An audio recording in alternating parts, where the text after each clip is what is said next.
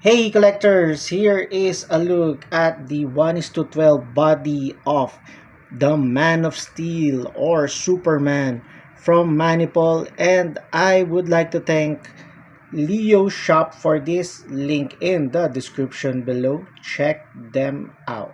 The figure comes in a plain black box, and this is what the package looks like.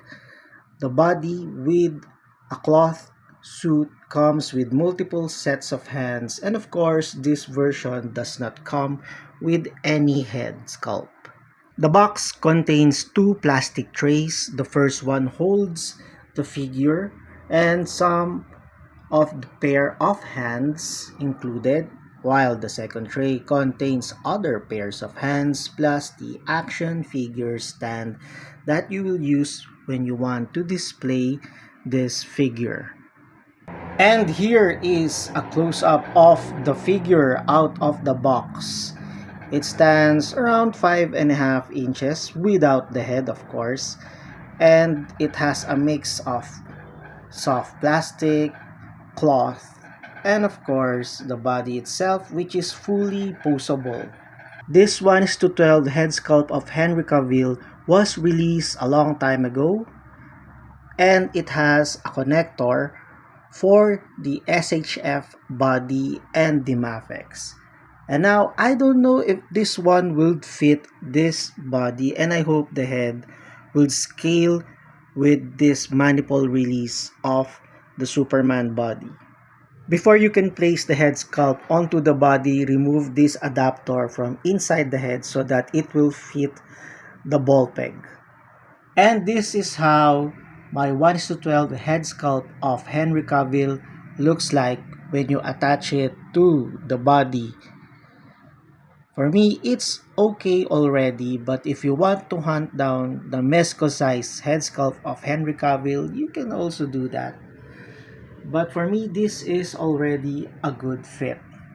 And it's like having a 6.5 inches version of the Hot Toys release for Man of Steel Henry Cavill figure. And here is the backside of the suit. The details of his uniform can be seen up to the lower part of the legs. Be careful when you are posing this figure to avoid ripping the cloth suit. Since the adapter was taken out from inside the head sculpt, this is attached only by friction. So be careful when you are tilting the head or moving it sideways. But overall, it looks good with the 1:12 maniple body for the Man of Steel. And of course, this figure again is superposable. The figure can be posed and can stand on its own without the action figure stand. But again, I don't suggest you leaving it on display without any support because it will fall down. And be careful stretching that cloth suit of his because it might rip. So just put him in some normal stances. Probably I'll display this just standing and not in some action poses that may damage the suit.